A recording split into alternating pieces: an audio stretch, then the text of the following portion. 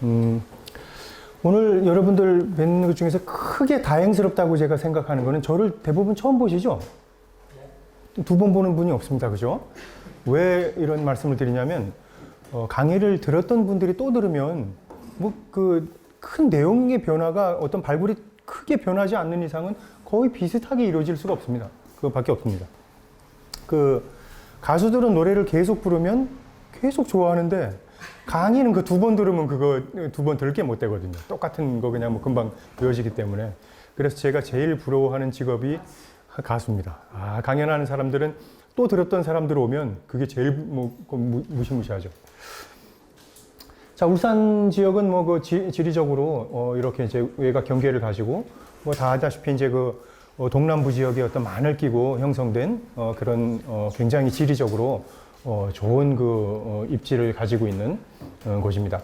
그렇지만 어떤 태화 강이라든가 여러 강이 이렇게 좀 발달을 하고 있지만 평야가 그렇게 넓게 형성된 그런 지형은 아닙니다.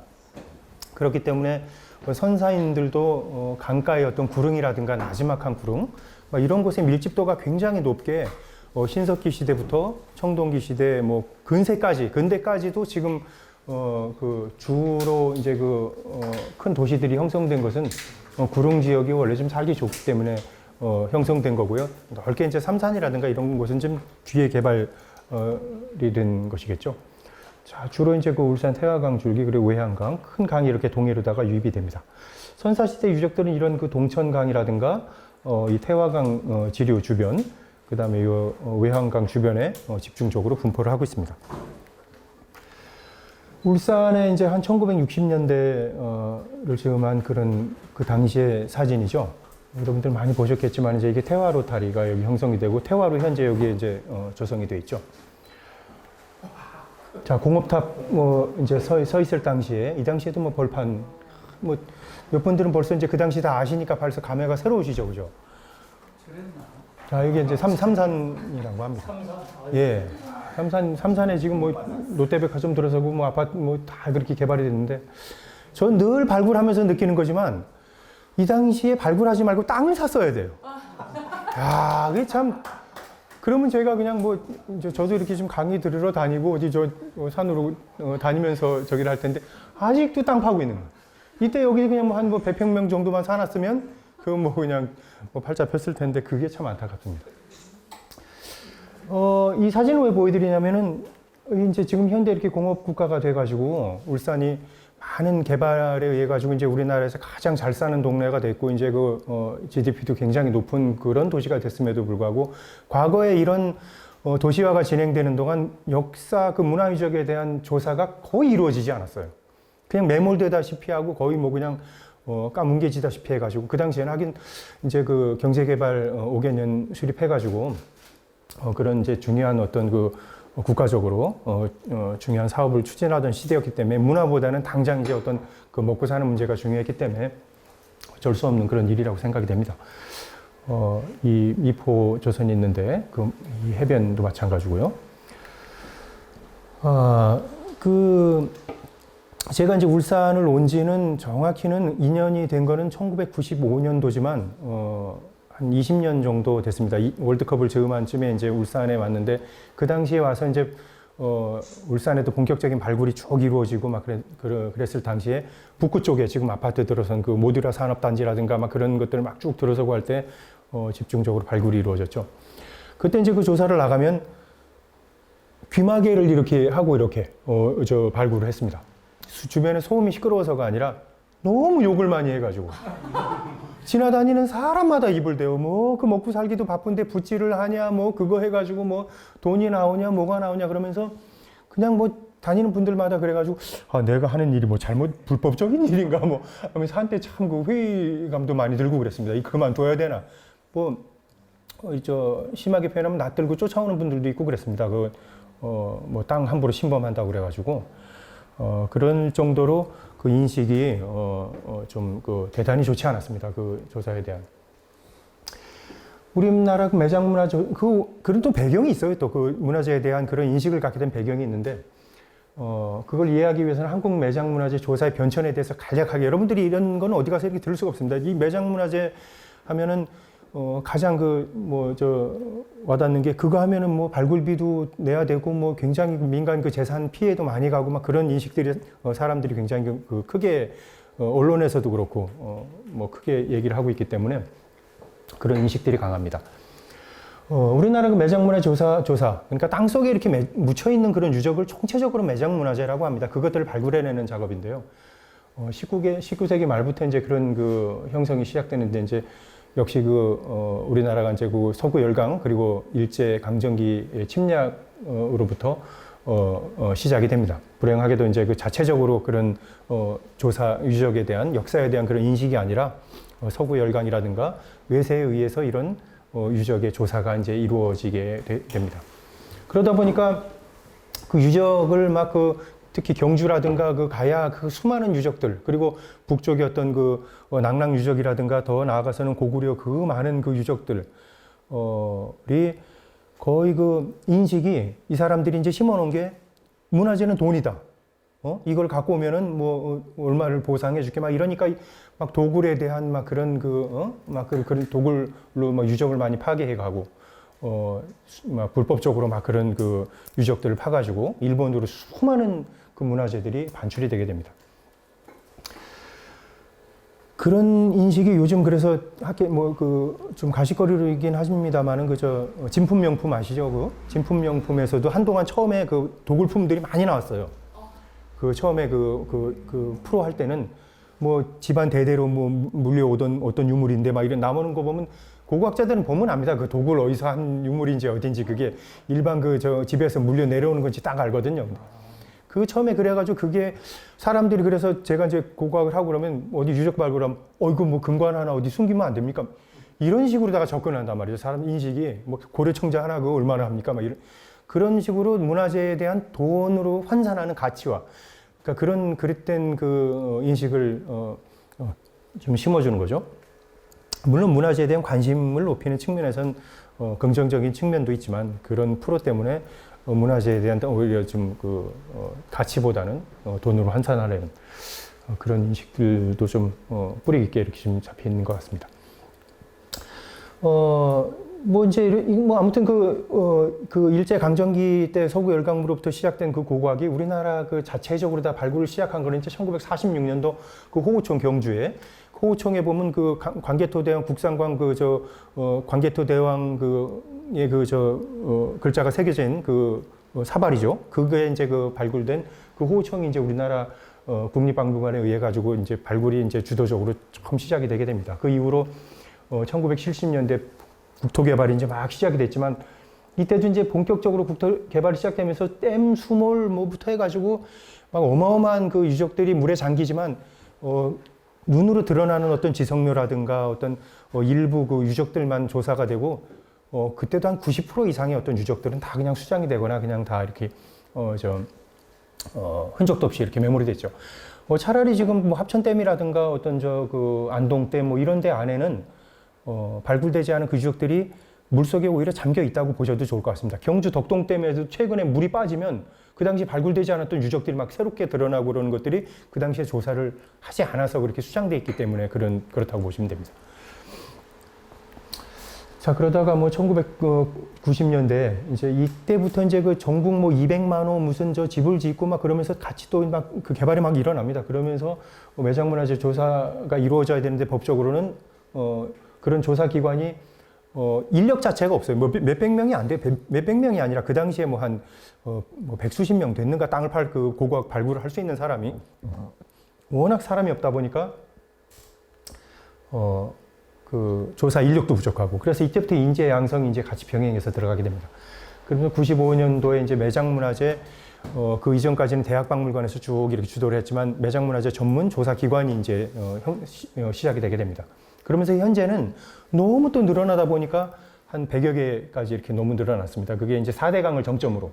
4대강 하면서 여러 가지 문제점도 있고 그렇지만 가장 큰 게 이제 유적에서도 한 30년 정도 발굴을 해야 될 거를 단 한 1년, 대단한 나라죠. 그런 것도 그냥 그렇게 밀어붙이면 합니다. 와, 그러면서 저희 막 부역하다시피 가가지고 이러면 안 된다 막 그러면서 학계에서 얘기를 아무리 해도 그냥 막 몰아붙여가지고 막 그런 것들을 하고 좀 그랬죠. 그래서 이런 얘기 그 인터뷰 가면 또 이게 좀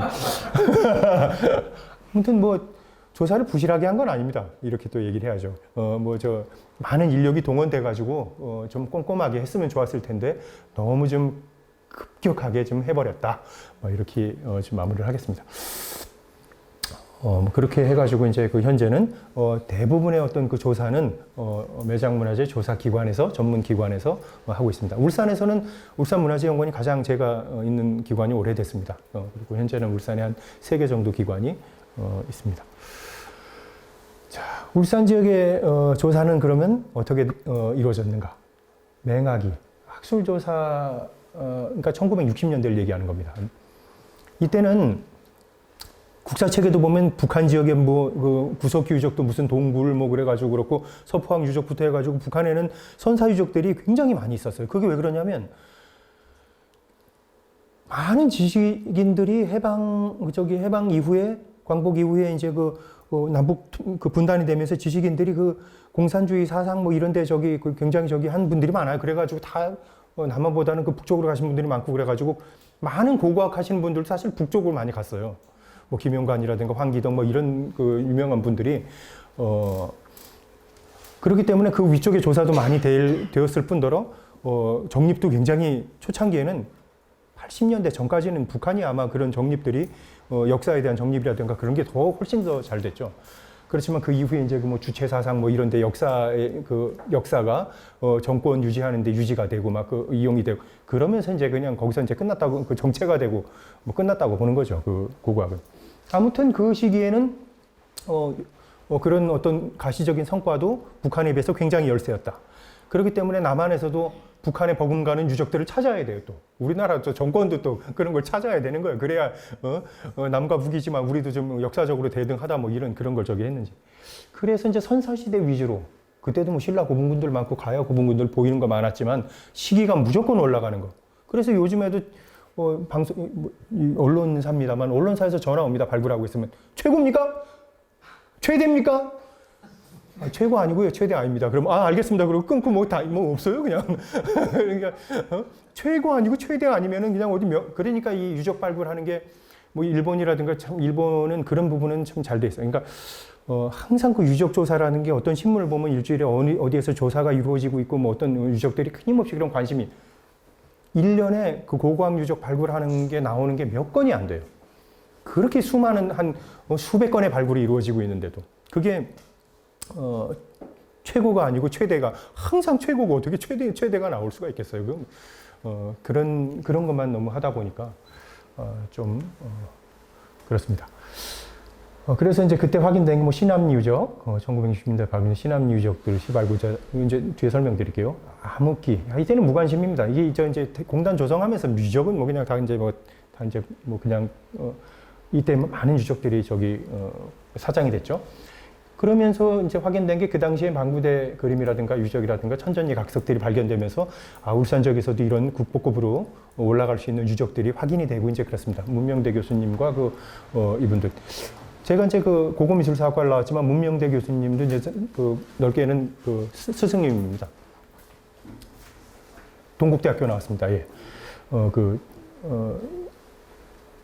3기가 이제 울산 지역의 전성기인데 이제 전환기, 인식에 대한 전환기이면서 어떤 분노기, 왜 분노기라고 그랬냐면은 문화유적들이 많이 발굴되다 보니까 아까 말씀드렸다시피 사람들이 너도나도 막 재산권 침해라든가 막 그런 것 때문에 사람들이 오히려 문화유적에 대해서 막 분노를 하고 그 먹고 살기도 바쁜데 붓질하냐 맨날. 붓질하는 거 맨날 텔레비에 보여주는 거는 맨 마지막 단계예요. 그전에는 포크레인도 파고 삽질도 합니다. 그러니까 항상 마지막 단계 세워라 내워라 하는 것 같은 것만 보여주니까 이제 그래서 그런데 이 분노기. 그 당시에 이제 조사된 게 하대 동정 나오고 하대 유적 웅촌면 구라촌이라고 이제 형성돼 있다고 하는 검단 유적부터 해가지고 울산 하대 고분군들이 조사가 됐고 막 그렇습니다. 많이 이제 도로, 학교, 아파트 많이 개발이 됐죠. 그 다음에 이제 2000년대 접어들면서 정체기. 이제 그때는 이제 쭉 발굴이 이제 2010년도, 2010년대를 거치면서 많은 개발들이 끝나고 요즘에는 이제 그 유적들이 울산 지역에서 일어나는 발굴들이 1년에 많이 없습니다. 뭐 소량 이루어지고 있지만, 이렇게 이제 여러 선생님들처럼 문화유적에 대한 관심을 많이 가지려는 분들의 이제 그런 분들이 굉장히 늘어났습니다.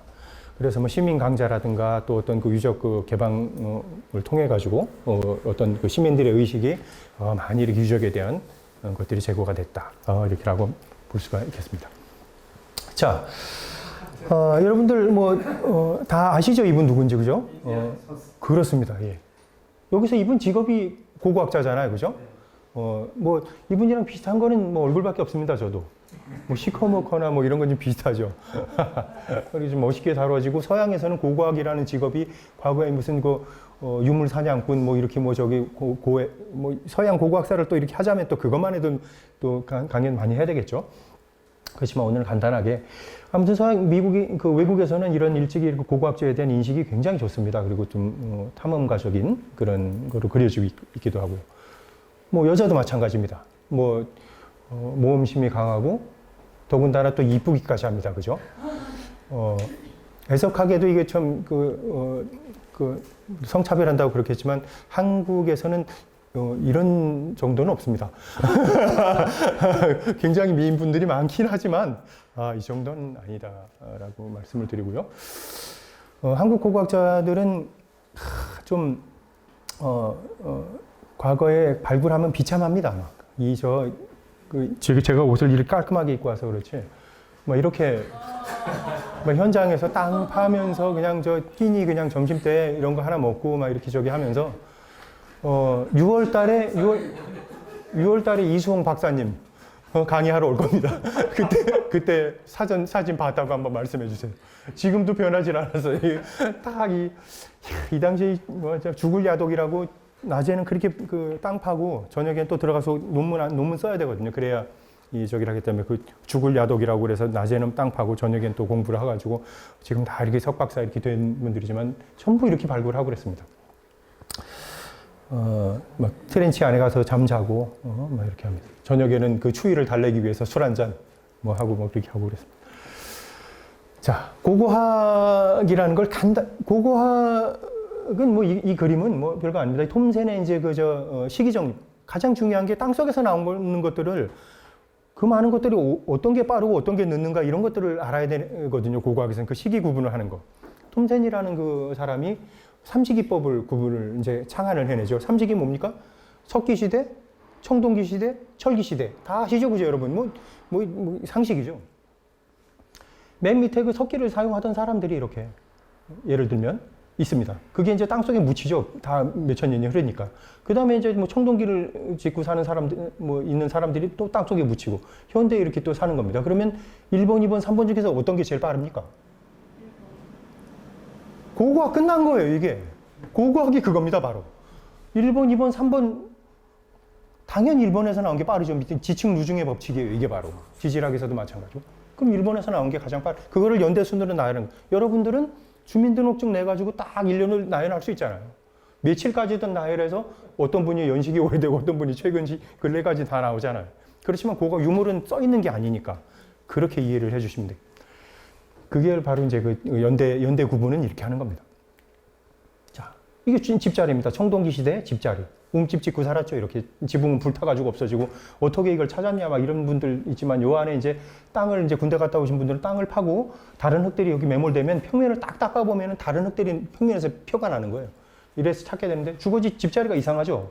왜 이럴까요? 그렇습니다. 이제 고고학적인 아주 그 기질이 고고학자적인 다분히 계십니다.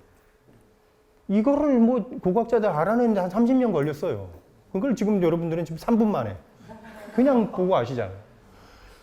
1번 주거지, 2번 집자리. 어떤 게 오래됐을까요? 그렇죠.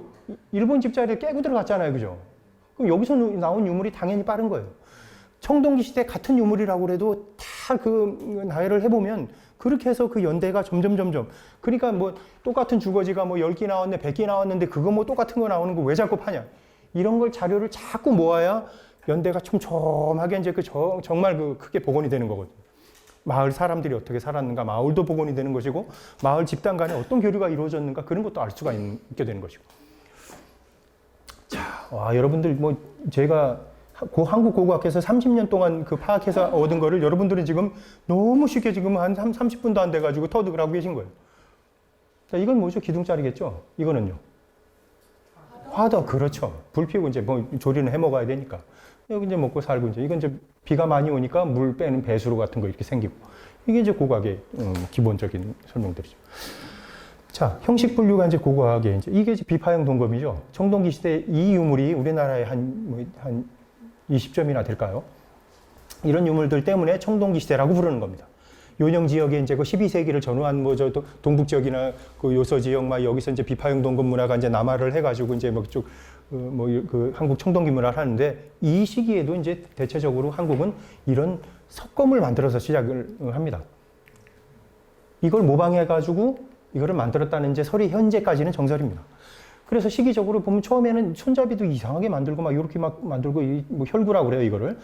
이걸 이제 다 돌로 만드는데 혈구 뭐 찌르면 피가 잘 빠지라고 이제 이렇게 동기를 모방을 해가지고 만들었다 하고도 그럽니다.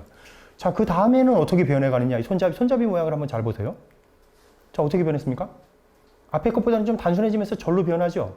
그럼 길이가 좀 길어지고. 자, 그 다음에 또 어떻게 변할까요? 손잡이에 어때요? 절이 없어지죠. 왜 이렇게 변해갈까요?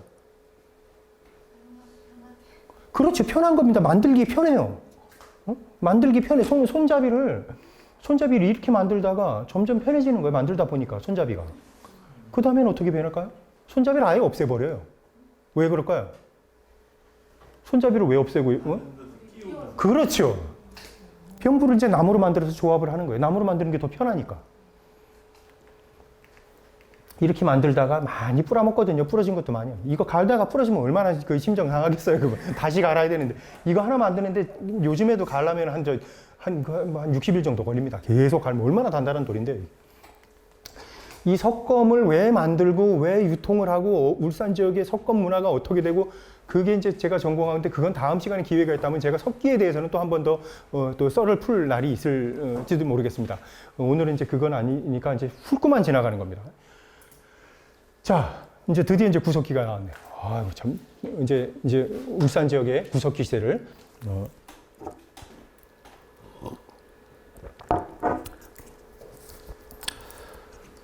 구석기 시대는 그 우리나라 구석기 시대 유적의 분포도입니다. 자, 이렇게 이제 북한 지역에 처음에 이제 이렇게 쭉 있다가 광복 이후에 이제 남한 지역에서도 쭉 확인이 되는데 지도상으로 보면 좀 희한하죠. 대구, 경북을 중심으로 해가지고 이렇게 전라도, 태안반도 밑으로 해가지고 위쪽만 이렇게 집중 분포를 하고 있고 남쪽에는 거의 없어요, 여기. 사람이 안 살았는가 했는데 요즘 보니까 이제 뜨문뜨문 나오기 시작을 하고 있어요. 이게 왜 그런가 하면 원인이 학계에도 영향이 있었어요. 이 영화를 참 제가 잘 보여드리죠. 그들만의 리그라는 영화 있죠. 마돈나 주연한 건데. 고고학 그 구석기도 거의 그들만의 리그였어요. 주로 전공하는 분들이 서울대학교를 유시하고 연대 이쪽 계신 분들이 그쪽에 있는 것만 공부를 한 거예요. 그리고 저기 어디 영국 옥스포드 가가지고 거기 있는 구석기 뭐 이렇게 저기 하다 보니까 와가지고 여기 유적만 해가지고 뭐 이런 접목시켜가지고 연구가 중심으로 지금도 영남 지역 출신과 그 호남 지역 출신 구석기 고고학자는 5명도 안 돼요. 연구 자료가 그나마 다행히 이제 지금 대구박물관의 장영준 박사 이 친구가 이제 고고학기 하면서 구석기를 하면서 부산대학교 하면서 그 가장 영남 지역을 대표하는 고고학자인데 90년대에 들어서면서 겨우 이제 한 명 생기고 막 이래가지고 이제 그 뒤에 이제 좀 찾아지기 시작을 했죠. 밀양 고래리 발굴 이렇게 하면서 죄송합니다. 너무 빨리 하다 보니까 자. 울산 지역에서는 가장 가까운 데가 유적이 알려졌던 거는 그 동안에는 지금 저 보이는 가지산 건너 밀양에 고래리라는 데가 있어요. 밀양 고래리. 거기에 가면은 그 많은 자갈돌도 있고 막 이렇게 쫙 그 산에서 돌을 확인을 했는데 후기 구석기 시대의 특징으로 보이는 그 석핵이 하나 발견이 됐죠. 석핵이라는 건 몸돌이에요. 이렇게 돌날을 만드는. 그것이 발견돼서 밀양 고래리 유적이 1990년대에 이제 발굴이 됩니다.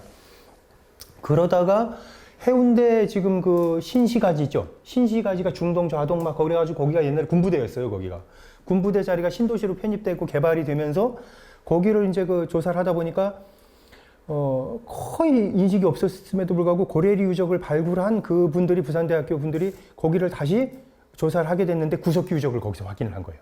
해운대 중동, 그래서 중동 유적, 뭐 좌동 유적 그렇게 얘기를 하고 있죠. 층도 굉장히 얇지만 거기서 이제 후기 구석기 시대의 그 유적이 확인이 됐죠. 울산 지역에 구석기 시대가 있을 것이다라는 희망을 갖게 한 것이 바로 울산 지역 옥현 유적입니다. 옥현 아시죠? 여기 성광여고랑 그 울산대학교랑 사이에 있는 옥현 주공단지. 이거 들어설 때 이거 벌판이었죠. 이거 처음에 분양하고 미분양됐을 때 이때 또 분양한 걸 잡아놨어야 되는데. 아, 그때 그냥 땅만 판다고 여기에 누가 와서 살겠냐면서 그냥 땅만 팠죠, 이걸. 아무튼 그저 요 부분에 주공아파트 2단지인가? 요 부분 하면서 청동시대 그 많은 유적과 옥현 유적은 논이 나왔죠. 벼농사를 우리나라에서 가장 오래된 벼농사 유적이 확인된 거예요. 그래서 여기를 건너서 한반도를 거쳐서 먼저 외로 일본으로 넘어갔다. 그 당시에 일본 열도로 넘어갔다. 이제 그런 증명이 된 그런 유적이에요. 굉장히 중요한 유적이죠.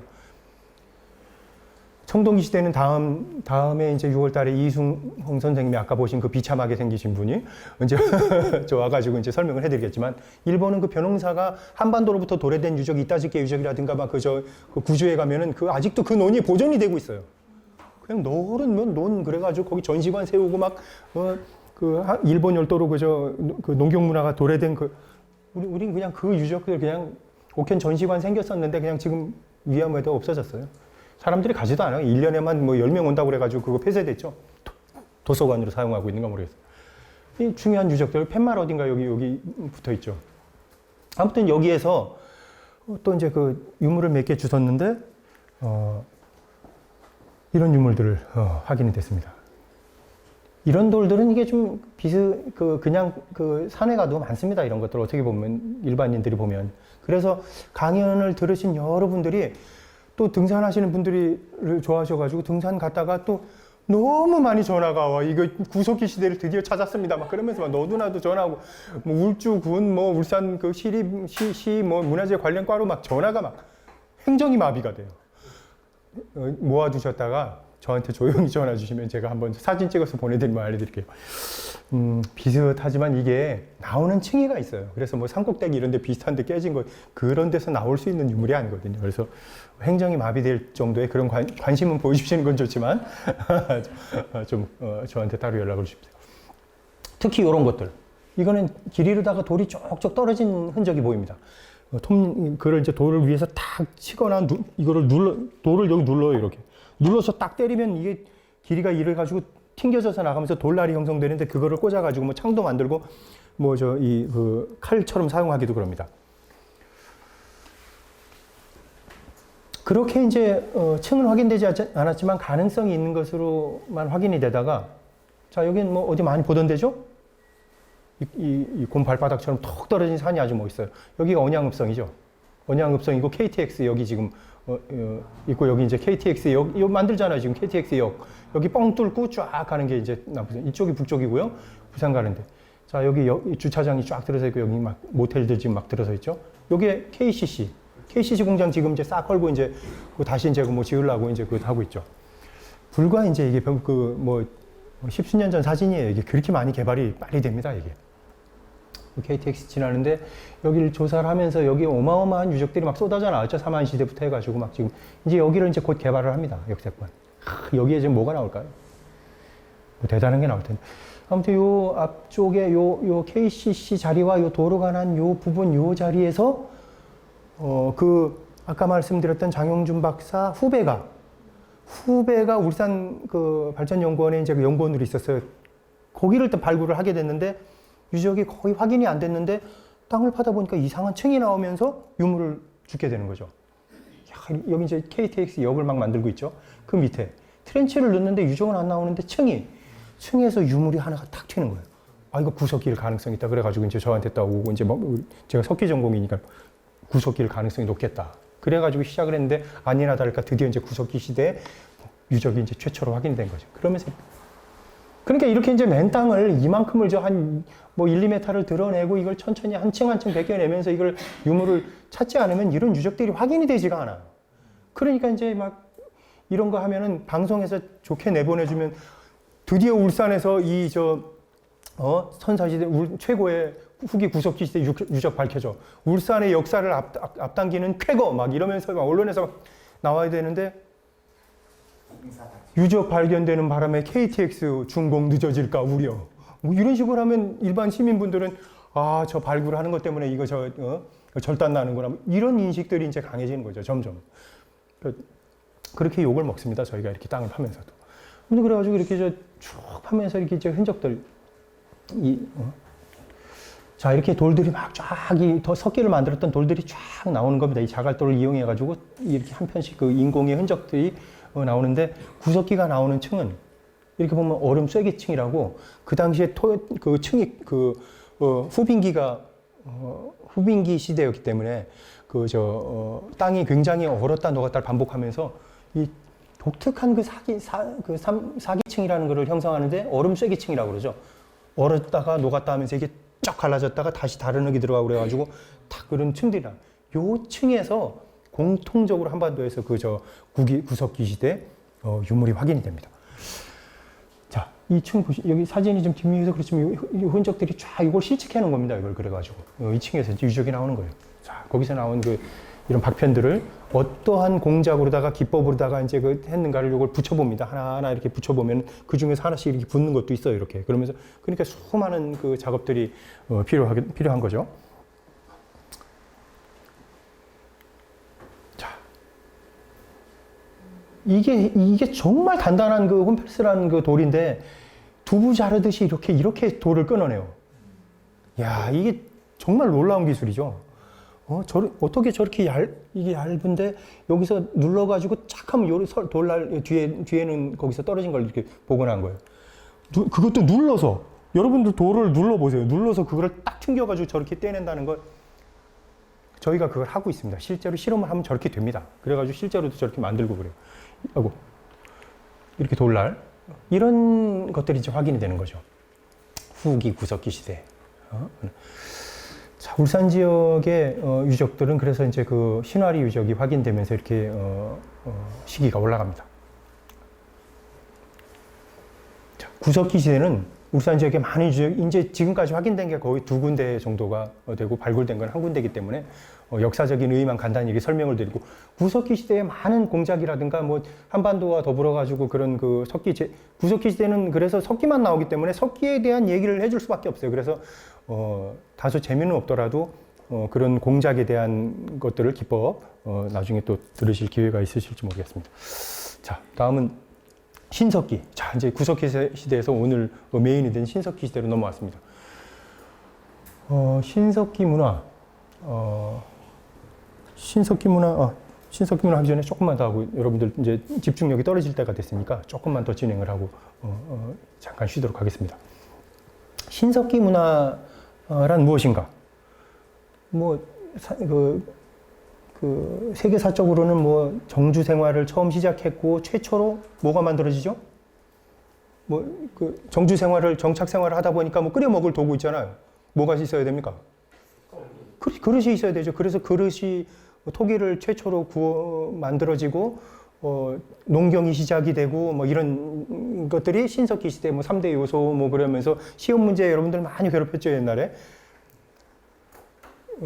한반도에서는 전혀 어울리지 않습니다. 뭐 책에는 그렇게 나오지만 실제로 신석기 시대는에도 정착 생활보다는 좀 이주를 많이 했던 것 같고 막 그런 저기가 있습니다. 그래서 뭐 간단히 설명드릴 건 신석기 문화는 무엇이고 신석기 문화의 기원. 편년이라는 건 이제 신석기 문화의 어떤 흐름이 유물로서 어떻게 이제 변해 가는가 이제 그런 거를 설명을 드리겠습니다. 말씀드린 이동 생활에서 정착 생활을 했다. 구석기 시대에 비해서. 채집에서 생산. 구석기는 그래서 유물을 먹을 걸 따라다니죠. 동물이 가면은 그거 따라가는 거예요. 그러니까 흔적들을 찾기가 굉장히 어려운 거죠. 그렇지만 신석기 시대는 우리나라의 경우입니다. 반 정착 생활이 시작되는 것 같아요. 생산이라고 하는데 생산 단계 일부 후기 신석기 시대 가면 생산도 조금 이루어졌다고 볼 수가 있을 것 같고요. 타제석기, 구석기 시대에는 이제 아까 그 타제석기라든가 그런 석기에서 마제석기. 마제가 뭐죠? 가을마자 마연 석기를 갈아서 쓰는 겁니다. 그 다음에 토기의 제작 이 정도로 보여집니다. 한반도 신석기 문화의 기원은 우리가 기원지를 찾고 싶어 합니다. 그 기원지를, 그러니까 내 고향을 찾는 것과 마찬가지이기 때문에, 그래서 여러분들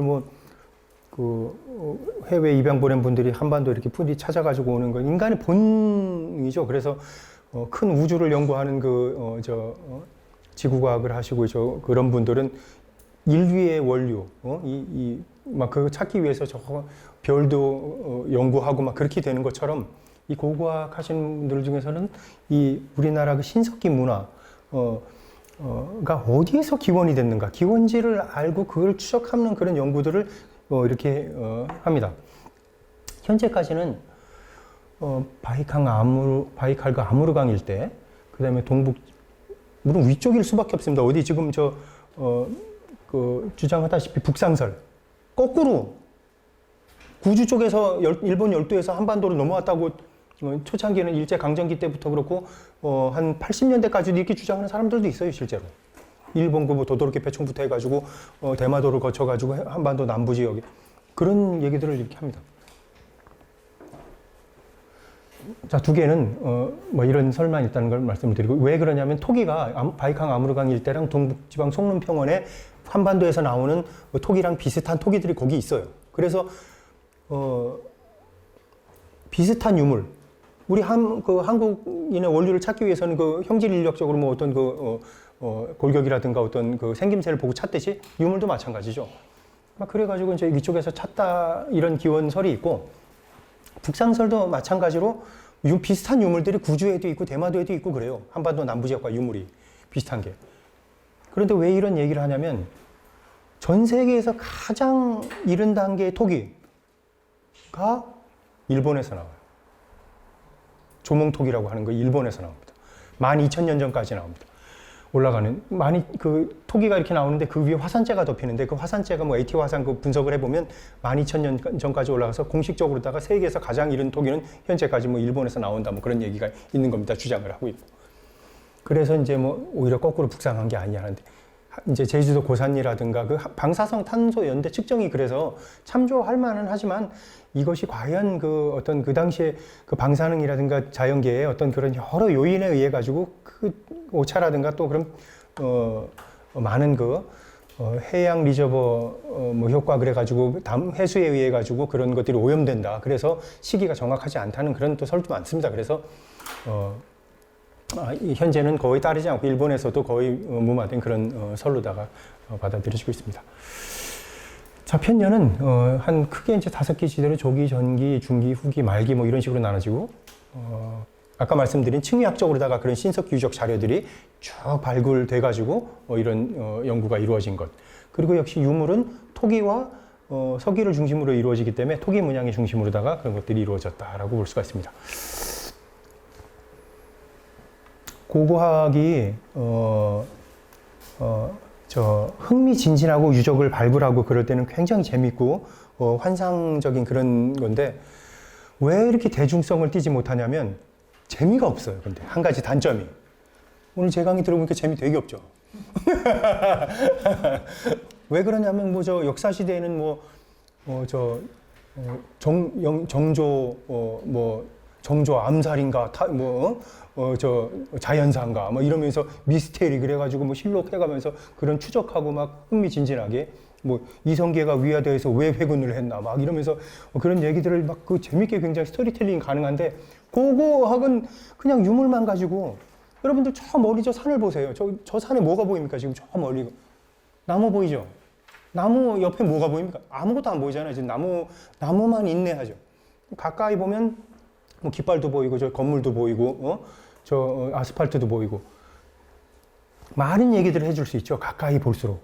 역사도 마찬가지로 멀수록 오히려 그 흔적들이 너무 희박하기 때문에 해줄 수 있는 얘기들이 근거가 될 수 있는 유물이 너무 희박하기 때문에 그런 유물만 하다 보니까 재미가 없어. 그래서 연구하다 보면은 뭐 토기 형식도 뭐 이렇게 분류를 해. 이 연구가 이루어지기 전까지 지금까지도 논란이 있지만 한 30년 동안 이 나열을 하기 위해서 30년, 40년 동안 연구를 한 거예요. 그러니까 뭐 1A형, 1B, 뭐 구연부의 형태가 문양이 어떻게 변해가고 1C형 그걸 나열하고 그거를 왜 그런 과정이 거쳤는지를 30년 동안 연구한 거를 요거를 정리를 해가지고 구연부가 1도 휘어지니까 1A, 2도 휘어지니까 뭐 2B 그런 식의 설명을 지금 여기서부터 이렇게 하나하나 이렇게 하면 여러분들 다 집에 갑니다. 그냥 이게 뭔고 도대체. 그러니까 고고학이 재미가 없을 수밖에 없어요. 그래서 대중성을 띠지 못하는 게 고고학의 한계였지만 다행히도 근래에 이제 이렇게 저처럼 이렇게 그나마 재미있게 선사시대를 굉장히 재밌게 하려고 노력하는 저 이제 연구자들도 이렇게 있어집니다. 아무튼 이렇게 그 토기가 이런 토기 문양의 분류를 통해서 변한다. 초창기, 조기, 전기 이게 이제 토기 문양을 간단하게 설명을 드릴게요. 자, 이제 가장 이른 단계는 6,000년 이상이죠. 윤기문 토기라고 그래가지고 윤기문이라는 게 뒤에 있나 설명이? 자, 조기의 토기 윤기문. 이게 이제 울산 지역에서 나오고 이제 이런 그 부산 지역 동상동 이런 데서 나온 거예요. 윤기가 돼 있다. 뭐 땅이 윤기된 것처럼 그 의미입니다. 토기 표면에 윤기가 돼 있어요. 돌기가 윤기가 돼 있어. 그래서 토기에다가 돌기를 지어가지고 저렇게 문양을 이렇게 우둘두둘하게 이렇게 만듭니다. 윤기가 된 토기를 아주 그 장식성 있게 그렇게 만들어요. 이게 가장 밑에서 나오더란 말이죠.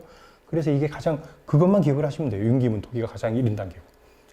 그 다음에는 전기의 토기는 윤기가 된 토기도 약간 있지만 시문을 이렇게 시문독으로 꼭꼭꼭꼭 눌러서 찍어요. 짧게 아주 짧게 압인문 그래가지고 전기 영선식 부산에 영선동이라는 섬이 있죠. 영선동이죠. 거기서 나온 최초로 확인됐기 때문에 영선동식 토기라고도 합니다. 이게 아무튼 그 전기의 이제 그 다음 단계의 토기죠. 그러면서 아까보다 어때요? 문양이 그냥 눌렀던 것을 누른 게 아니라 쭉 그림을 그리죠. 이제 쫙 그림을 그리기 시작을 합니다. 이게 바로 여러분들이 알고 있는 빗살무늬 토기, 빗 질자를 써가지고 그래서 질문 토기라고 알고 있는 게 바로 이제 여러분들 신석기 토기의 대표로 알고 있는 게 바로 이 토기가 되는 거예요. 질문 토기라고 하는 거. 그 다음에는 점점 토기의 형식에 따라 가지고 이제 그 지역에서 나는 토기들을 연구해 보니까 위쪽에는 평평한 토기가 많고 뭐 밑쪽엔 뾰족한 게 많다. 문양대는 어떤 문양이 많고 그런 거를 이렇게 설명을 해 놓은 겁니다. 뭐 디테일하게 설명드리면 여러분들 다 좋습니다. 아무튼 이거에 따라 가지고 서북, 동북, 뭐 중서부, 남부 이런 지역권 지금도 뭐 전라도 경상도 뭐 다 있는 것처럼 이렇게 지역권이 나눠진다. 뭐 그렇게 보시면 됩니다. 그 뒤에 이제 중기 뒤에 후기는 이런 문양들이 점점 힘을 잃어갑니다. 희미해지고 문양 새기는 게 조잡해지고 이렇게 그러면서 점점 이상하게 문양이 옅어져 가는 게 중기로 후기로 갈수록 그런 양상을 띱니다. 뜬금없습니다만은 그저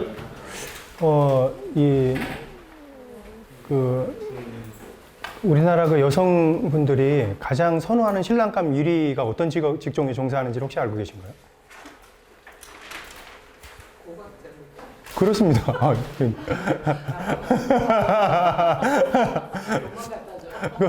왜 그러냐면 아닙니다. 집엔 잘 들어갑니다. 얼어 죽을까봐 꼬박꼬박 들어갑니다. 옛날 고고 유물을 가지고 공부하다 보니까 마누라가 나이를 먹어가면 먹어갈수록 더 좋아하게 되는 거죠. 그래서 여자들이 굉장히 좋아하는 직업이다라고 이렇게 얘기를 합니다.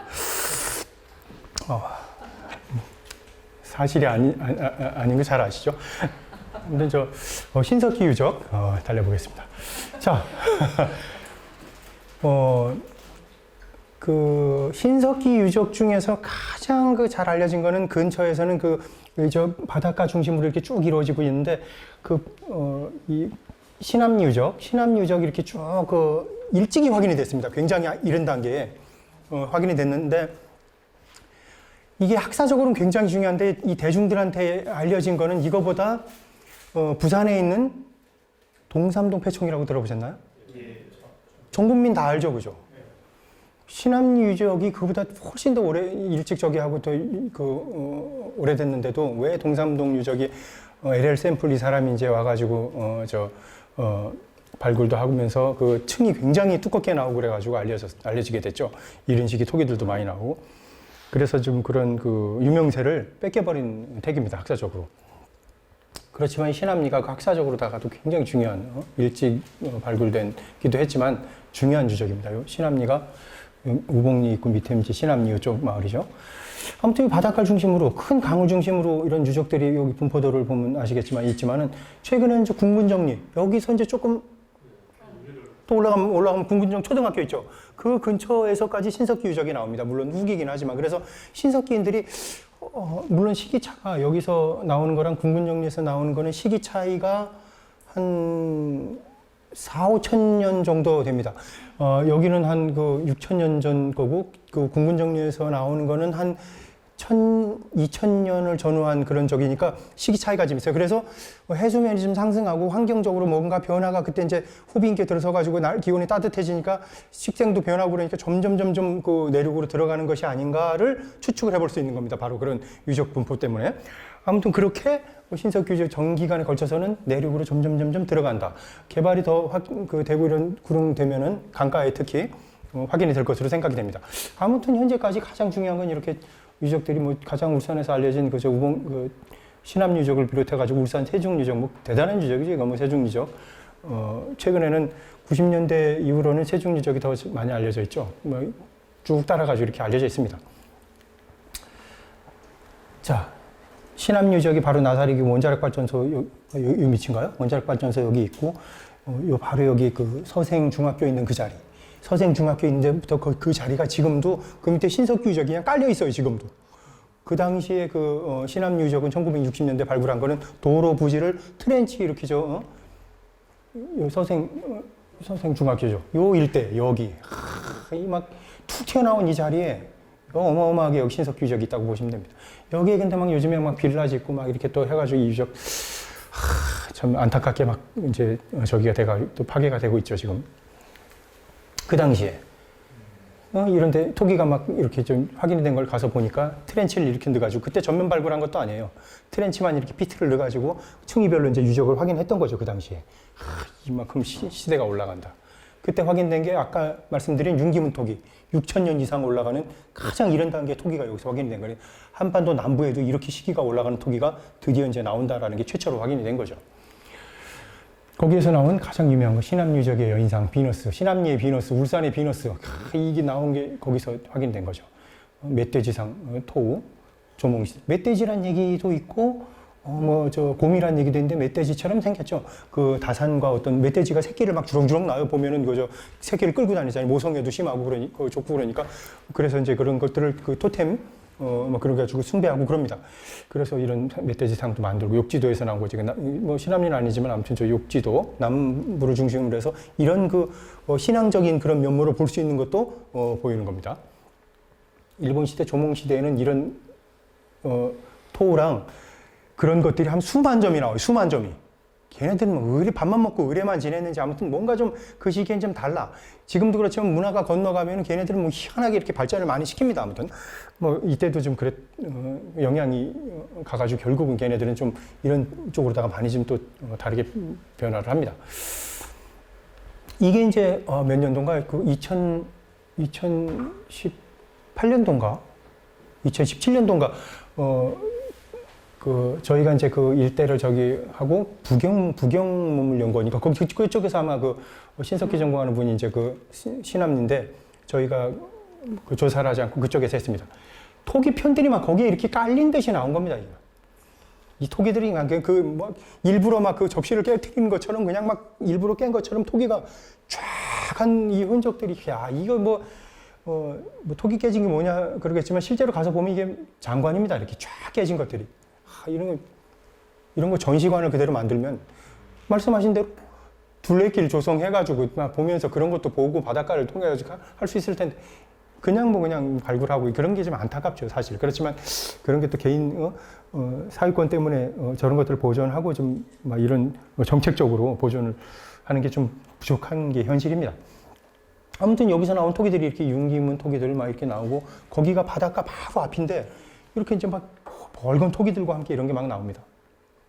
이거 다 붙이니까 막 토기가 이제 하나가 개체가 완성이 되고 이렇게 벌건 토기들 여러 문양들이 있죠.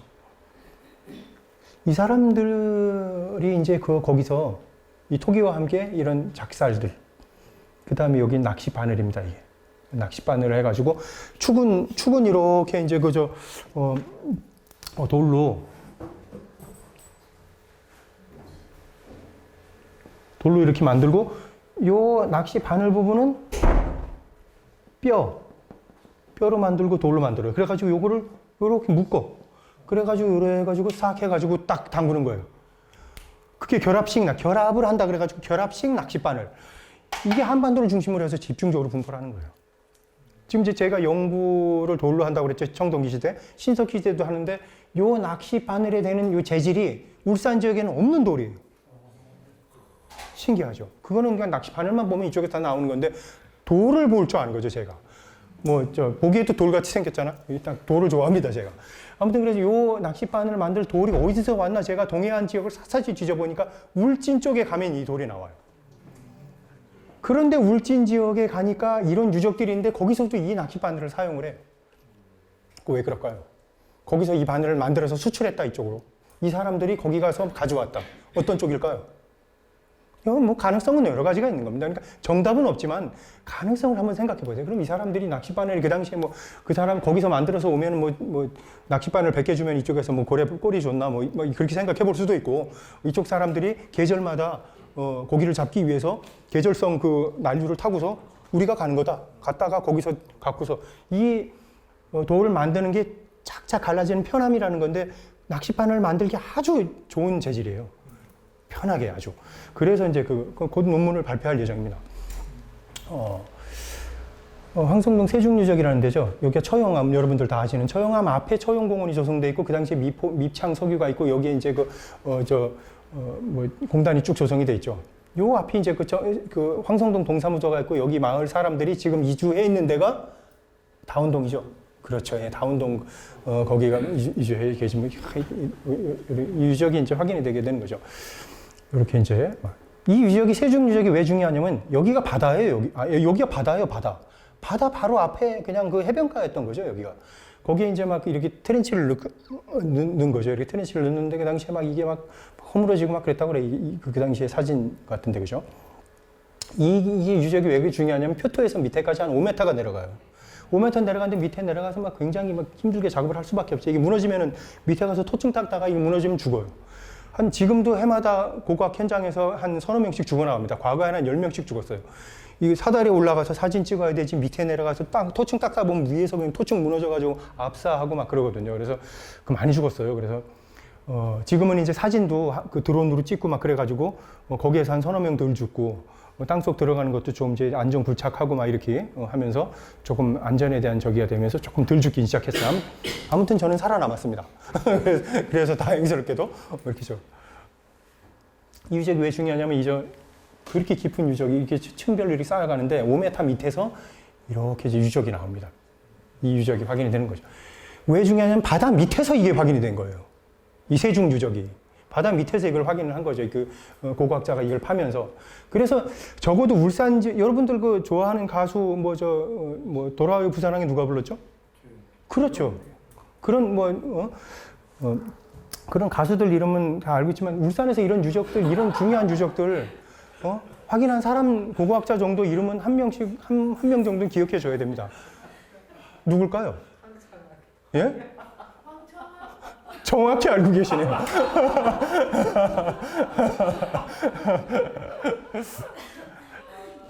참, 예, 감사합니다. 예. 이게 아래면은 바닷물이 안 들어오던가요? 그걸 이제 설명을 드릴게요. 이게 참 제 입으로 이렇게 말씀드리기 쑥스럽지만 5m 밑에서 이렇게 확인이 된 유적들을 이제 이렇게 피트 발굴을 하는 겁니다. 이게 집자리가 아니고요. 이렇게 층위별로 발굴하기 위해서 이렇게 쭉 파는 건데, 이렇게 이제 5m 밑에 발굴하다 보니까 여기서 유물이 나오지만, 이렇게 이제 경사가 쭉 져 있는 거죠. 저쪽이 바다. 이게 바다. 추석을 새러 가야 될 거 아닙니까? 저도 발굴해야 되는데, 이때. 추석 때 태풍 사오마이가 왔죠, 그 당시에. 태풍 사오마이가 막 오고 막 그럴 때 저 양수기를 돌려가지고 자동 양수기를 해가지고 계속 돌려놓고 갔는데 그 양수기가 태풍 오면서 이게 막 절단 나고 그래가지고 바닷물이 넘쳐가지고 이 바닷물과 해수면이 똑같아진 거예요. 그래가지고 그 당시에 비탄에 젖어가지고 와가지고 이 물을 어떻게 푸나 그래가지고 물 푸는 데만 한 3박 4일이 걸렸죠, 이걸. 그런데 이게 좋은 자료가 됐죠. 어떻게 보면 지금 보면 해수면과 그 당시 유적을 폐총이 그렇게 물에 잠겼는데도 걷어내면 그대로 있어요. 흐트러지지가 않아요. 조개가 이렇게 얽혀설기 딱 있으니까 그 참 희한하더라고요. 그러니까 수천 년 동안 막 이렇게 쫙 쌓인 것들이 그래서 물 퍼내니까 그대로 아까 그 사진은 물 퍼낸 다음에 사진이죠. 이제. 이렇게 이제 그 해안 사진이 있는 거죠. 그래서 고고학에서도 중요하지만 이 유적이 왜 중요하냐면 지질학적으로도 실제로 바다 밑에 지금 이게 유적이 있는 게 확인이 돼서 해수면 변동이 어떻게 이루어졌는가를 연구할 수 있는 그런 기본적인 자료까지 그 당시에 확인이 된 거죠. 그러니까 이 유적을 확인한 사람의 이름 정도는 여러분들이 알고 있는 거 어디 가서 전혀 부끄럽지 않은 일이다. 그러니까 세주 그 폐총 앞에 가가지고 저 처형암을 보면서 처형암 삼국시대지만 그 이전에 이 밑에 있는 유적을 찾아낸 사람 너가 아나? 난 알고 있다. 그 정도는 해줄 수 있는 거야. 자, 뭐 그래서 해수면 변동 뭐 그런 것도 이렇게 연구하는데 중요한 자료가 됐다. 뭐 그런 저기가 됐죠.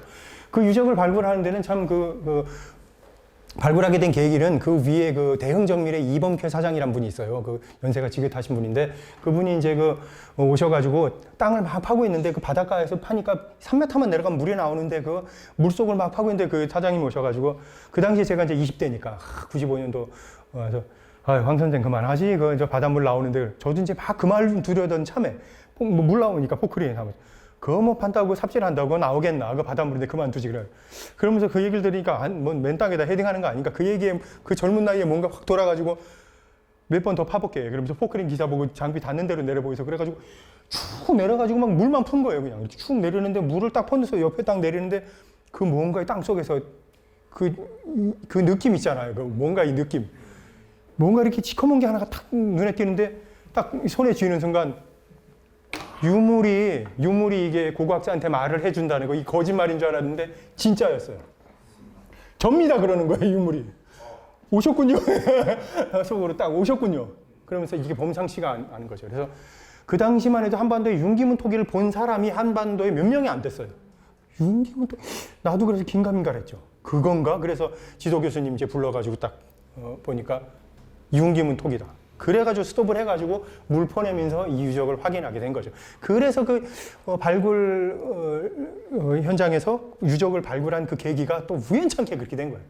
그렇지 않았으면은 영원히 바다 속에 있는 그래서 지금도 울산 앞바다 속에는 더 이런 식의 유적이 왜 안 나올까? 일본 놈들이 이제 북상설 주장하잖아요. 야, 이 새끼들 웃기는 소리 하지 마라. 너그보다 빠른 유적은 해수면 상승해가지고 우리 앞바다에 다 있어. 그 논리도 얘기가 될 수 있는 거예요. 그런 정도의 중요한 유적이에요. 이름 기억할 만하죠? 그런 겁니다.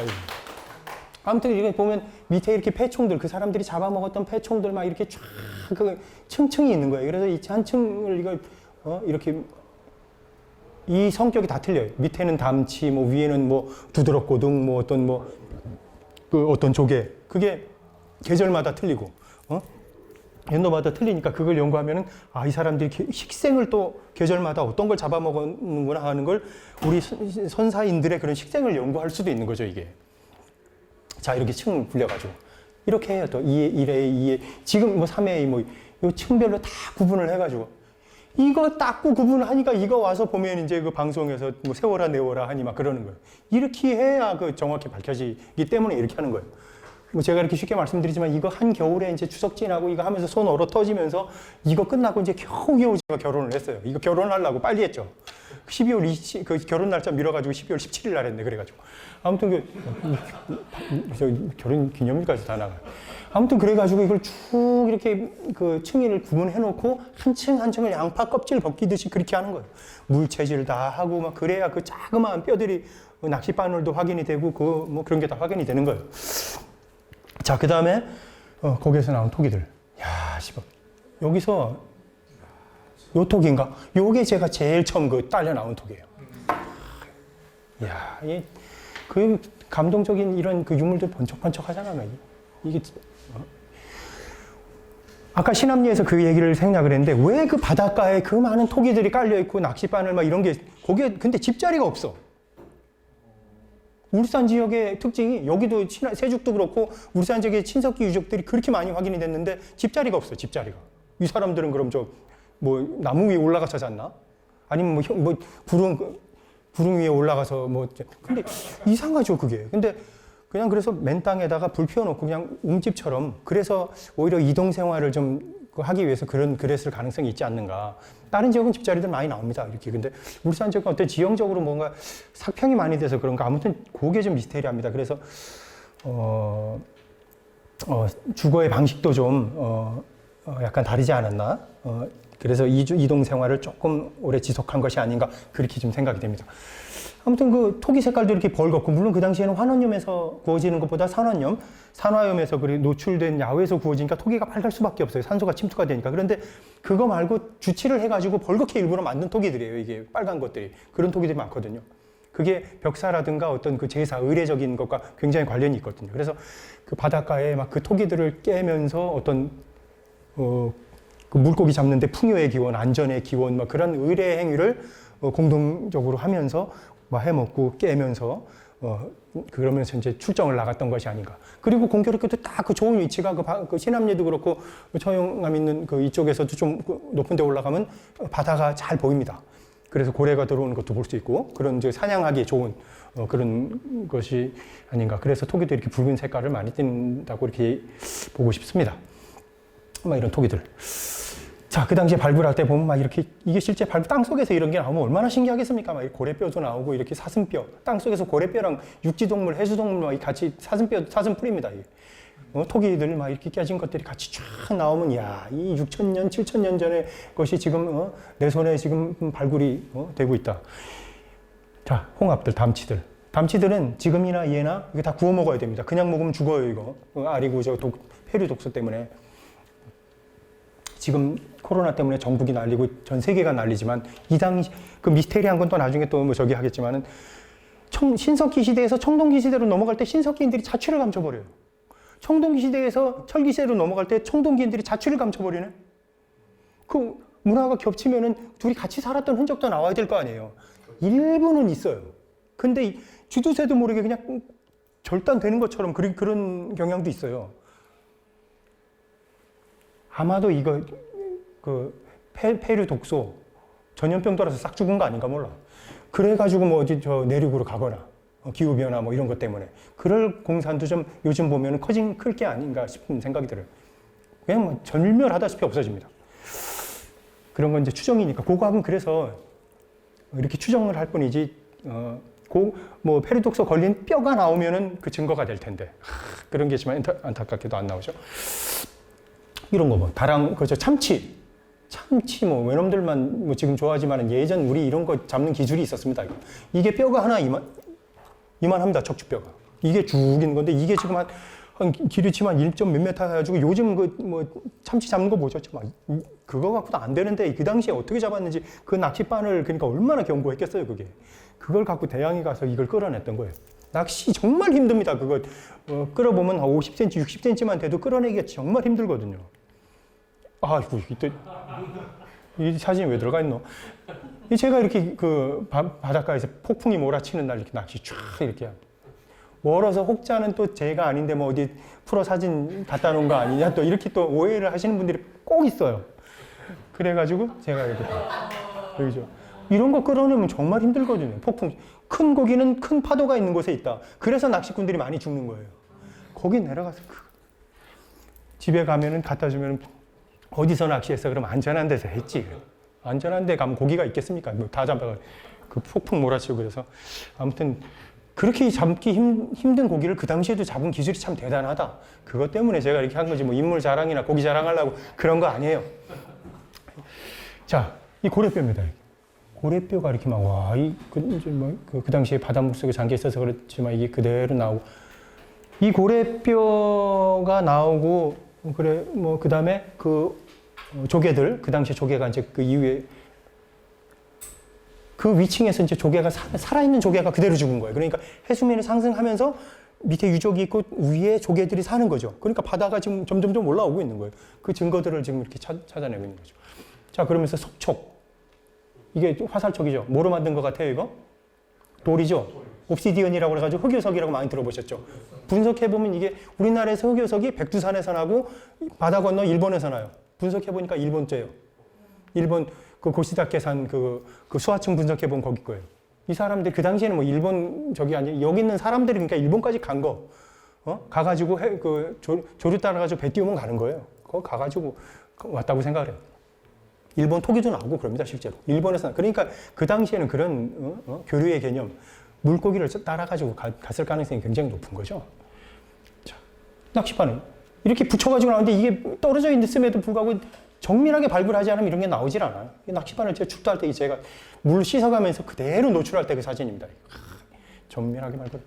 이 마연하고 이 사슴뼈, 사슴 중족걸인가 무슨 뼈죠. 굉장히 단단해요 이게. 그래.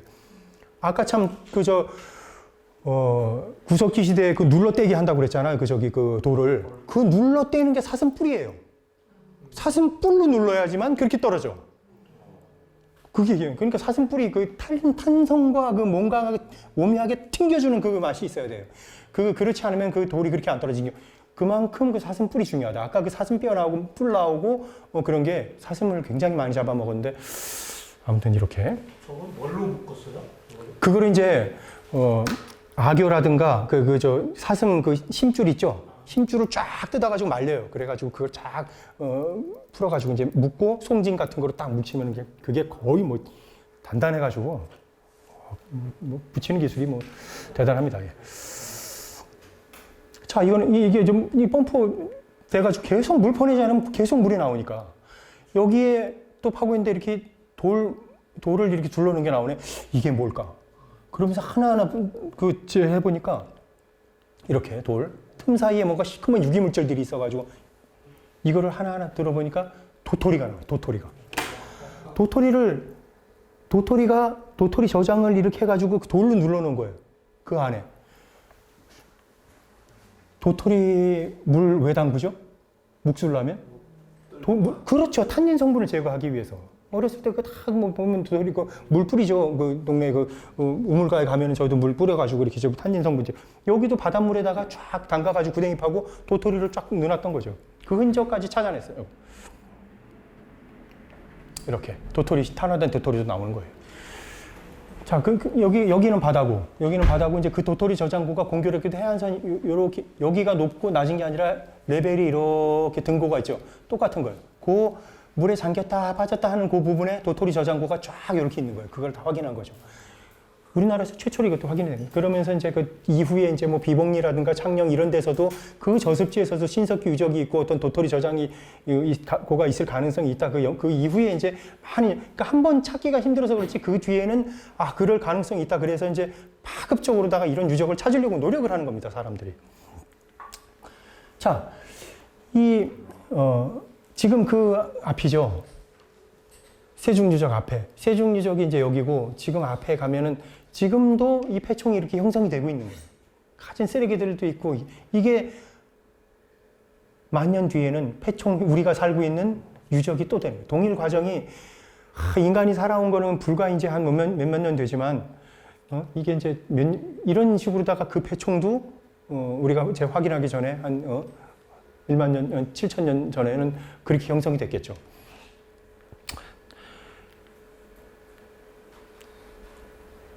애석하지만 그 폐총 유적이 있던 자리는 얼마 전까지 그 쓰레기 폐기물 처리장으로다가 활용이 되고 있었죠. 그 유적이.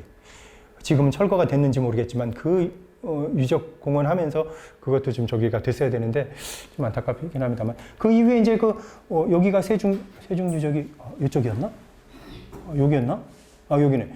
요거 탱크 보니까 여기가 세중 유적인데 그래서 요 뒤에 길을 딱 낼 때 그 전에 저희가 여기를 트렌치를 95년도에 확인을 해놨어요. 여기도 유적이 있는 데다. 그래서 요거를 이제 부산에 있는 어떤 기관에서 와서 발굴을 했죠. 이거 이제 산업철도 이렇게 쭉 도로 나는데 그래서 거기는 반드시 유적이 있으니까 이거 몇몇 타 내려가더라도 유적 발굴을 반드시 해야 된다 그래가지고 몇 차에 걸쳐서 하면서 그때 이제 중요한 유물이 나온 거죠. 이렇게 피트를 넣어가지고 야외 노지도 나오고 여러분들 울산 박물관에 보시면 야외 노지 이거 뭐 작살. 자, 고래뼈. 고래뼈에 이제 이거 그 사슴뿔 박혀서 사냥한 흔적이 있네. 뭐 이제 보셨죠, 그죠? 그래서 이제 이 유물도 이제 확인이 된 겁니다. 그래서 사냥한 흔적인데 이게 이제 고래를 잡을 때 이거를 찔린 것이냐, 그 이후에 고래 사냥하기 위해서 연습을 하면서 잡은 먹은 거를 그 위에 사냥을 한 것이냐, 이거는 이제 논란이 있습니다. 그 논란에 대해서는 또 설명하면 복잡하니까 그런 논란이 있다 정도로 넘어가겠습니다. 아무튼 그런 흔적까지 이렇게 어쨌든 고래 사냥을 한 것은 확실하니까 그런 식으로 고래 사냥이 이루어졌다라는 걸 볼 수가 있습니다. 자, 이렇게 이제 그 창에 찔린 그런 흔적들.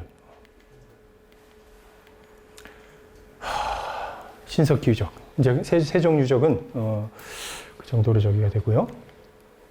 신석기 유적의 종류는 주거지, 무덤, 패총, 야외에너지 이런 게 쭉 있지만 애석하게도 주거지는 확인이 되지 않고 울산 지역에서는 무덤이 좀 확인이 일부가 됐습니다. 그다음 패총, 그다음 야외에너지 생산시설 이런 종류 사람이 살았던 그런 흔적들이 일부 확인이 되고 있는 겁니다. 자, 주거지는 울산 지역은 아니지만 남해안 가장 가까운 남해안 지역에서 확인된 거 보면 깊지는 않지만 이렇게 원형으로 파고 가운데 노지가 있어요. 특히 이런 원형으로 집을 짓고 있다는 건 서울의 무슨 암사동 유적 이런 데 보시면 알겠지만 원형으로 집 짓고 있는 건 짓기가 편해. 원형 구댕이 가장 플랜도 편하고, 그리고 몽골이나 뭐 이런 데 보면 그 이동 그 생활하는 사람들 보세요. 주거지가 사각형인 거 보셨어요? 원형이에요. 다 인디안도 그렇고. 집 짓기도 편하고 후루룩 접고 또 이동해가지고 펴기도 편하고 건축에도 편하고 아무튼 그렇다. 그래서 이제 원형인데 신석기 시대도 역시 원형인 거로 봐가지고는 오랜 정주 생활보다는 역시 이동 생활을 좀 하지 않았겠는가 이런 싶은 생각이 드는 것도 그겁니다. 서해안 쪽에 이제 후기 막 그러면 그쪽엔 좀 일찍 정착이 시작된 것 같아요. 거기는 방영의 주거지가 일찍 등장을 하기 시작을 합니다. 자, 그리고 원형이고. 자, 매장시설. 연대도죠, 이게 아마? 연대도, 통영 연대도에서 이런 그 폐총인데 그 이렇게 약간 구덩이를 이렇게 파고 그 폐총 안에 사람 인골이 그대로 남아있어요. 인골이 남아있는 이유가 이제 그 조개가루만 같이 섞여 있으니까 조개가루가 산성 성분인 토양을 알칼리성으로 바꿔주면서 뼈가 부식이 되지 않고 이제 그대로 남아있는 거죠. 그러면서 인골 연구를 해보니까 뭐 이석이 크게 발달하고 이래서 잠수를 많이 했네. 당연하겠죠. 그 사람들 그 물고기 잡아먹으려고 맨날 물속에 뛰어드니까 그런 생업을 했으니까 그런 것들이 이제 형질 인류학도 하고 막 그러는 겁니다. 이게 쭉 그런 흔적들이. 그건 이제 뒷지식이니까 그건 뭐 이런 것들이 일본 시모노 새끼 가면은 좀 늦은 시기 야유의 시대지만은 매장한 시설들이 쫙 나오고 집단 매장한 시설들이 그런 게 나옵니다. 그러다가 울산도 보면은 가덕도의 그 가덕유적인가 거기에서 대규모 신석기 시대 집단 매장한 그런 그 흔적들이 확인되고 있습니다. 그런 전국을 다룰 때 한번 하고요. 일단 울산 지역이니까 이 정도만 넘어가겠습니다. 홍관묘. 그 당시에 뼈를 화장을 해가지고 홍관에 이렇게 뼈를 수납을 해가지고 묻었던 그런 시설들도 일부 확인이 되고, 세주 폐총에서 불에 탄 어금니 하악골도 제가 사실 확인을 했거든요. 이제 보고서가 있는데, 그래서 이게 왜 불에 태웠을까? 그래서 화장을 하고 어떻게 저렇게 했으면은 그 뼈를 다 수거해서 뭐 했을 텐데, 불에 탄 그 하악골이 나온 거, 야, 이게 혹시 뭐 식인풍습과도 관련이 있는 것이 아닌가? 뭐 지금이야 좀 그렇지만 과거에 그런 것도 한번 생각해 볼 수 있는 그런 생각도 한번 해보기도 했습니다. 아무튼 그런 자료들이 좀 축적이 되면 뭐 더 다른 얘기들을 할 수가 있겠죠. 아이고. 넘어가요. 울진 후포리 유적인데, 여기도 울진 후포리 등대 가면은 그 위에 올라가면 거기에 바다가 다 보이는데, 거기가 집단 매장 시설이 또 이렇게 뼈를 막 산 게 있는데, 이 돌이 신석기 시대 그 석부예요. 돌도끼가 한 이만한데 저거 하나 만들려면 진짜 밤낮으로 갈아가지고 진짜 한 몇 날 며칠 갈아야 되는 거를 그렇게 잘 갈아서 무덤에 깔아가지고 그 위에다가 그 인골을 매장했단 말이죠. 이런 것들이 동해안 루트를 통해가지고 쭉 일부 이렇게 확인이 되고 있어요. 그렇게 확인이 되는데 울산 지역에서는 확인이 되고 있지 않다가 울산 처용유적이요. 이 공단 개발 어쩔 수 없지만 참, 요 앞에가 세종유적이에요. 요게 그 맞은편에 처용암이고, 그 맞은편에 이 일대를 조사를 하면서 여기서 드디어 이제 그 무덤 수열이라고 그래요. 수열. 구댕이라고 그러죠. 구댕이 이 땅을 판 거를 구댕이라고 하고 수열이라고 하는데 원인 불명일 때 그냥 수열 유구가 나왔네 그렇게 얘기를 합니다. 그래서 원인 그때 이제 발굴하고 있는 친구가 이제 저랑 같은 이제 청동시대를 전공하지만 교류가 있어서 가서 이거 무덤일 가능성이 높겠다 라고 이제 얘기를 좀 해줬죠. 세중 유적이고 성암동 유적 배총이 있는데 두 쌍 뭐 발굴은 됐지만 여기 발굴은 안 됐습니다.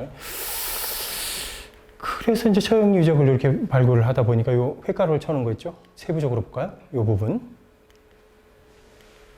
자, 이렇게 구덩이를 딱 판 다음에 사람이 이렇게 딱 구겨놓으면 하나가 딱 들어가기 좋을 정도의 크기예요. 이렇게 굴장묘를 이렇게 딱 한 정도. 그러면서 이런데 유물을 한 점씩 넣는 거죠. 이렇게 석촉 같은 게 유물, 부장품을 이렇게 하나 넣는 거예요. 결정적으로 이렇게 이제 아까 말씀드렸지만 이게 편암, 울산 지역에서 나지 않는 울진 지역까지 올라가야 확인되는 돌입니다. 뭐시기야? 낚시 반을 만드는 이임 축가 만드는 돌과 같은 재질이에요. 동일한 집단이겠죠. 자, 결상이식. 야, 옥으로 만든 거. 동아시가 이제 이런 그 신석기 문화를 포괄적으로 넓게 볼 수 있는 그런 좋은 자료입니다. 이게 뭐 하나만 나오기 때문에 비식이라는 얘기도 있고, 뭐 코에다 끼면, 뭐 귀에다 꼈다는 얘기도 있고 그렇습니다. 아무튼 이런 것들이 나온 게 흔치 않은데 여기도 이제 유물 부장을 했는지 이제 뭐 수열 안에 이거를 부장을 했습니다. 500원짜리 동전만 합니다, 이게. 100원짜리보다는 좀 크고, 이렇게.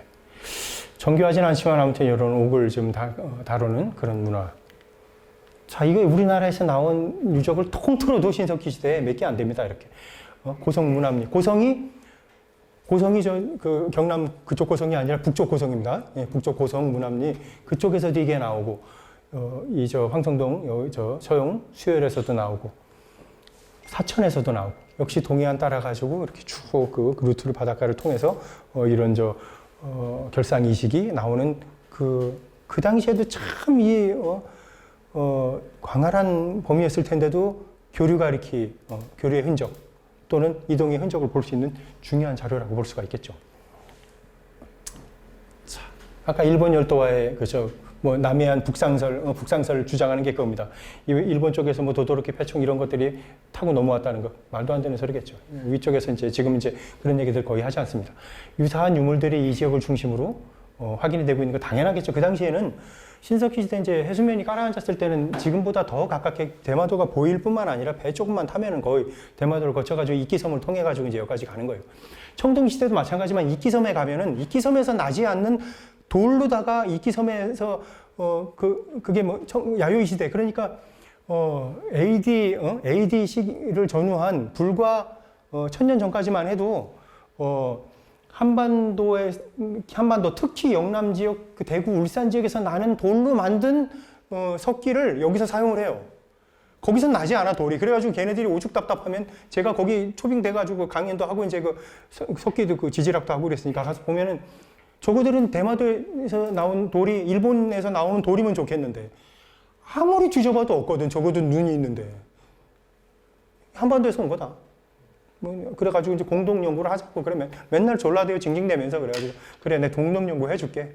뭐 깔아 기본적으로 그러면 이제 한반도 어디 당연히 여기서 간 거죠. 지금 추진 중에 있습니다. 코로나 때문에 좀 이렇게 됐지만 지금 추진 중에 있고요.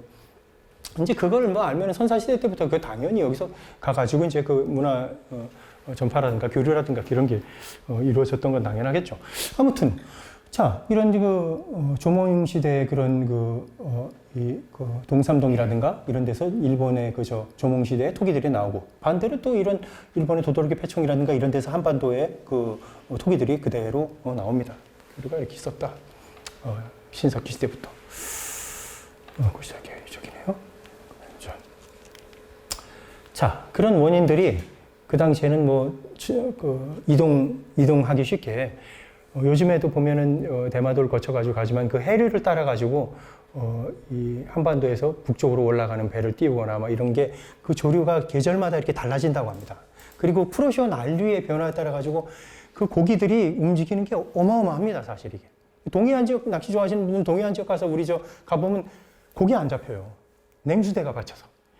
여기서 이렇게 뜨거운 물이 올라가면 묻 가까운 데는 역으로다가 찬물이 돌거든요. 그래가지고 고기가 많이 안 잡히고 그래서 먼 바다로 좀 나가야 큰 고기가 잡히는 거예요.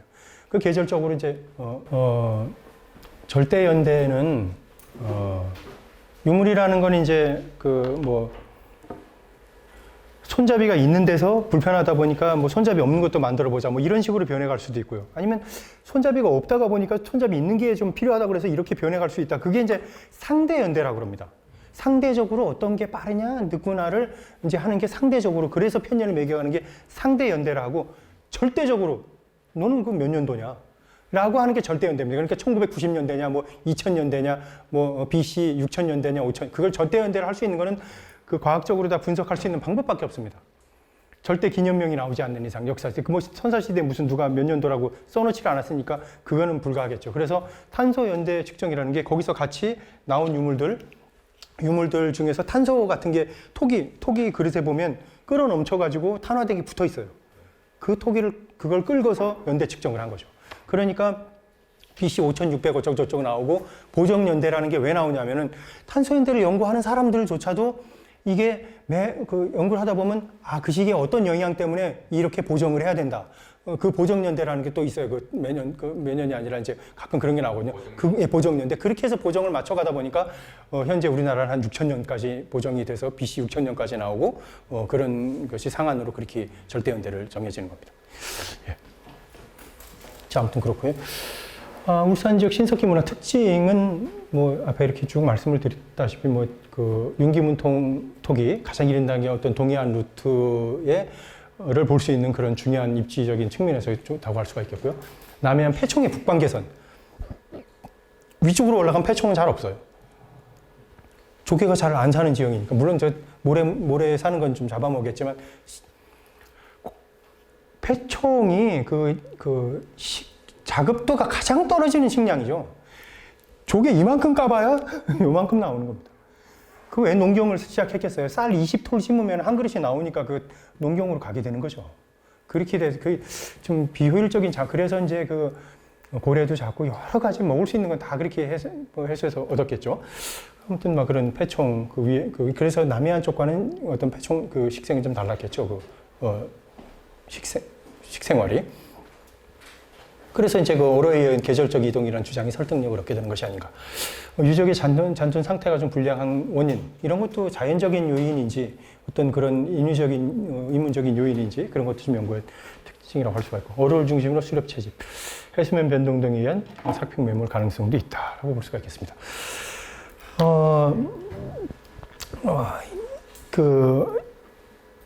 울산 지역에 계신 분들이나 가장 이게 참 뜨거운 감자죠, 사실. 우리 울산 지역에 있는 유일한 북보죠, 그 두 개. 천전님하고 방구대.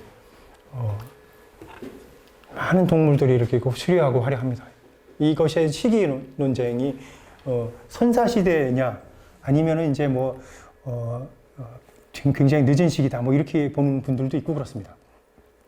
저는 앞으로 울산 지역에서 굉장히 오래 이렇게 역사, 문화 유적 발굴하고 또 역사계 많이 강연도 다녀야 되고 하는 입장에서 어느 쪽으로 이렇게 기울고 싶지는 않습니다. 이게 한국 사람 최고 최초 좋아한다고 그러는 거 다 아시죠? 최고 최초 그런 측면에서 바라보면 최고 가장 이른 시기에 신석기 유적, 신석기 시대부터 제작이 됐다라고 볼 수도 있고 그렇습니다. 그래서 이것을 좀 회화사적인 측면에서의 접근, 증거가 여기에 몇 년도 제작이라고 써 있지 않잖아요. 그럼 이렇게 새긴 동물 문양은 어느 시대 때부터 새겨졌느냐, 그걸 회화사적으로다가 쭉 위를 정리해 보니까 그러니까 이게 신석기 시대일 가능성도 있더라. 그렇게 지금 연구가 되고 있는 거예요. 아니다. 이게 신라 시대 때도 이런 동물 문양이 있고, 특히 철기 시대 때 이렇게 동물 문양 나오는 거 있습니다. 철기, 그러니까 AD 3세기 철기 시대 때도 금속기로, 소위 말하는 금속기로 이걸 제작을 할 수밖에 없다. 그래서 처음 이거를 이제 발굴하고 고고학계에서 원로이신 김원룡 선생님 고이신 그분은 이거를 아무리 살펴보니까 철기로다가 금속기로다가 이걸 쪼은 것 같아. 그 영감님이 이제 그렇게 하셨단 말이죠. 그래서 이제 금속기 그러니까 적어도 청동기 시대까지는 올라갈 수 있을 것 같다. 그래서 청동기 시대 설이 유력해진 거죠. 근데 신석기 시대 설도 있어서 그래서 신석기 시대부터 지금은 청동기 시대 까지 걸쳐서 이게 조성된 것으로 보인다. 이제 그렇게 이제 학계에서는 일단락 정리가 돼 있고 지금도 이제 방구대 안각화 국제 지금 저 유네스코 등재 지금 추진을 하고 있는데 여기서 이렇게 뭐 어느 시대라고 탁 집어볼 건 아니라고 봅니다. 저는 방구대 안각화를 제작 기법에 따라서 보고 싶습니다. 제작 기법. 저는 석기를 전공하고 암석학을 또 전공을 했고 나름 이 면에다가 이 새기려면 어떤 도구로서 문양들을 새길 수 있을 것인가를 연구를 하고 지금도 논문을 써고 거의 다 써놨습니다. 이걸 사실. 그런데 발표를 안 하고 좀 정년 퇴임한 다음에 할까 싶은 생각입니다. 뭐 이렇게 이제 다양한. 자, 이게 제가 가까이 가서 이제 찍은 겁니다. 이 안을 딱 보시면은 여러분들이 백지 상태에서 한번 들어가서 한번 보실 기회가 있으면 참 좋을 텐데. 이 안에 여러 가지 문양들이 있습니다. 제작 기법도 다양하게 있습니다. 이 안에 있는 걸 조금 더 확대를 해볼까요? 자, 요 안에.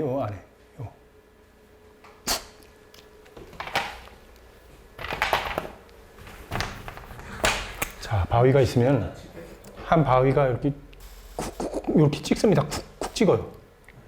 이렇게. 요렇게 찍는데 요 단위가 0.5mm 내외. 0.5mm 내외인데 요거를 이렇게 두드려 가지고 저 문양을 냈겠습니까? 아니면 요렇게 대고 요렇게 했겠습니까? 상식적으로 이제 하나씩 접근을 해보면 그럴 수 있다는 거죠. 그 가능성이 높은 거죠. 문양을 내야 되기 때문에.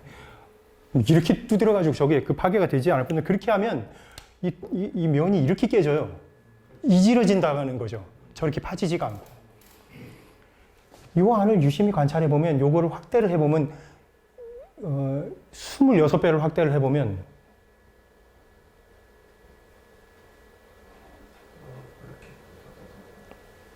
이렇게 돼 있어요. 자, 요 끄트머리가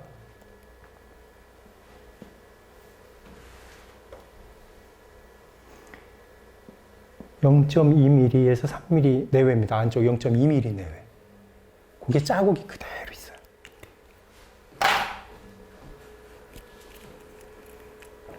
흔적들 보이시나? 요 안에요. 그걸 가서 보이면 그거 보입니다. 그래서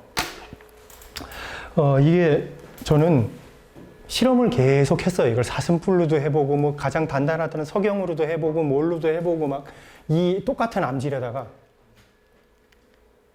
이거 실험을 그대로 한 자료들 지금 이제 보다. 그래서 그렇지만 이거는 그래서 저는 금속기일 가능성이 높다라고 저는 생각을 합니다.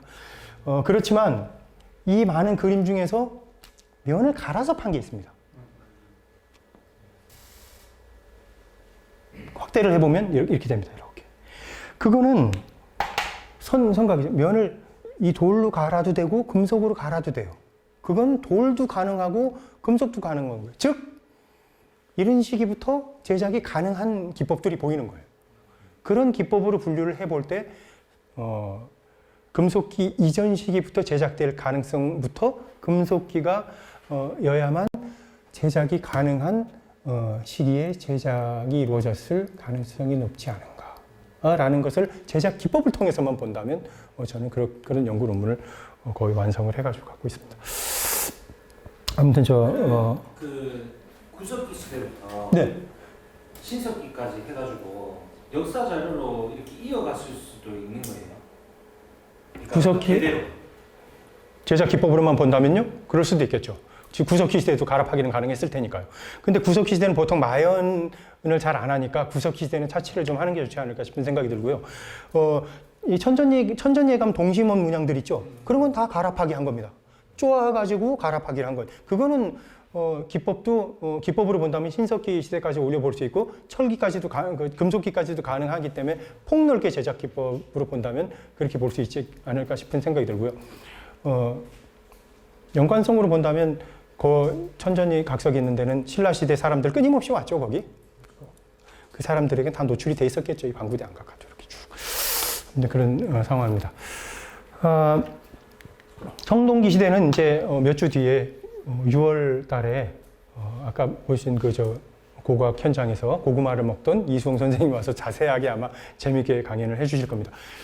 제가 오늘 준비한 거는 수박 겉핥기 시기지만 구석기 시대부터 실석기 시대까지 이렇게 간단하게 설명을 드렸습니다. 디테일한 어떤 또 연구라든가 그런 부분을 여러분들한테 더 할 수 있는 그런 자리가 또 있으면 좋겠다고 생각을 합니다.